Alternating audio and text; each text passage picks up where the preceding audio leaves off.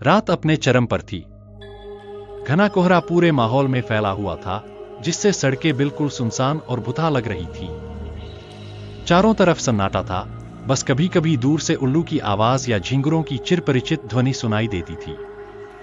रमेश, एक अनुभवी truck driver, अपने ट्रक में भारी सामान लादकर दूसरे शहर जा रहा था। यह रास्ता उसने अनगिनत बार तय किया था, लेकिन आज उसे अजीब बेचैनी हो रही थी। उसे ऐसा लग रहा था जैसे कोई छाया लगातार उसका पीछा कर रही हो। शायद यह सिर्फ मेरा भ्रम है, उसने खुद को समझाने की कोशिश की और रेडियो चालू कर दिया। पुराने गाने उसकी घबराहट कम कर सकते थे, लेकिन तभी रेडियो में अजीब सी स्टैटिक आवाज आने लगी। जैसे ही उसने ध्यान दिया, रेडियो से एक धीमी लेकिन डरावनी महिला की हंसी सुनाई दी। उसका दिल जोर जोर से धड़कने लगा।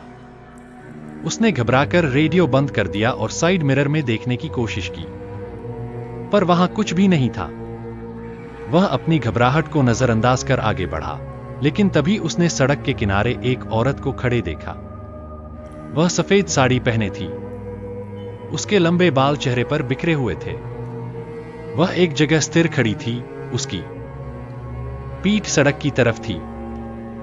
रमेश ने सोचा कि शायद कोई लिफ्ट मांग रही होगी, लेकिन जैसे ही उसने ट्रक उसके पास ले जाकर रोका, वह औरत अचानक हवा में गायब हो गई। उसका पूरा शरीर ठंडे पसीने से भीग गया। उसने घबराकर ट्रक को तेजी से आगे बढ़ाया, लेकिन कुछ दूर जाते ही वही औरत फिर से सड़क के किनारे दिखी।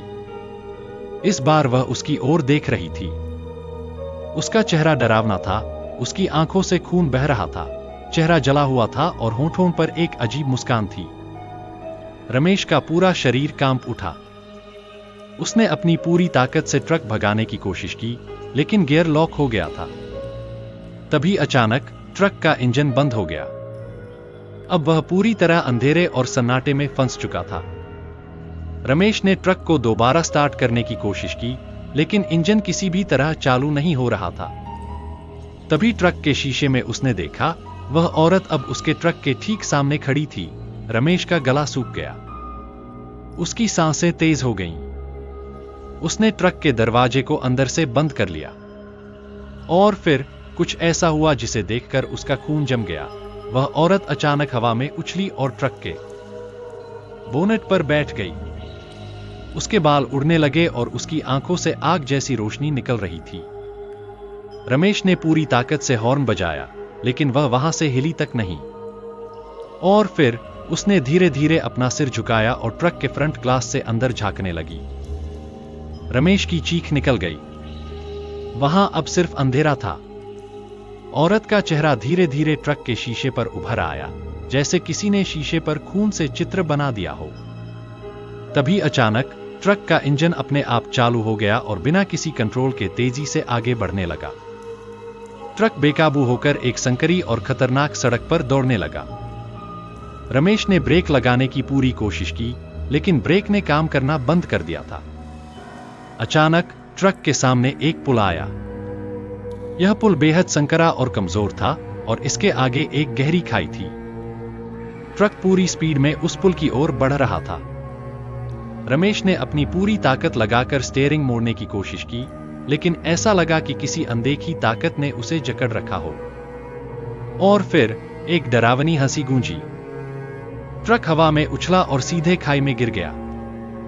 रमेश की चीखें अंधेरे में गूंज उठीं।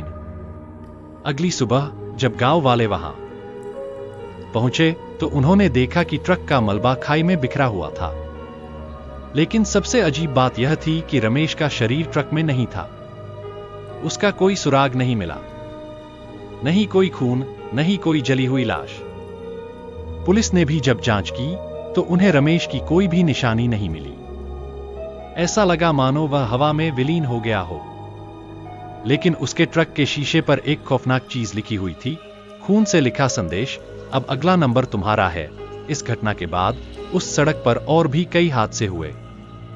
कई ट्रक ड्राइवरों ने बताया कि उन्हें सफेद साड़ी पहनी एक औरत दिखी थी और जिसने भी उसे देखा वह या तो सड़क दुर्घटना में मारा गया या फिर गायब हो गया।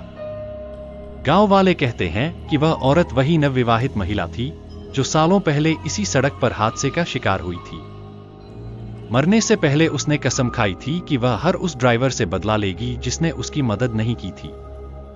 आज भी अगर कोई उस सुनसान सड़क से रात में गुजरता है तो उसे कभी रेडियो से अजीब हंसी सुनाई देती है, कभी ट्रक के शीशे पर कोई परछाई दिखती है और कभी कभी कोई अचानक उसके ट्रक के सामने आ जाता है। लेकिन अगर कोई सफेद साड़ी पहनी औरत को देख ले तो उसकी मौत निश्चित है। और अगली बार हो सकता है कि वह ड्राइवर आप हों।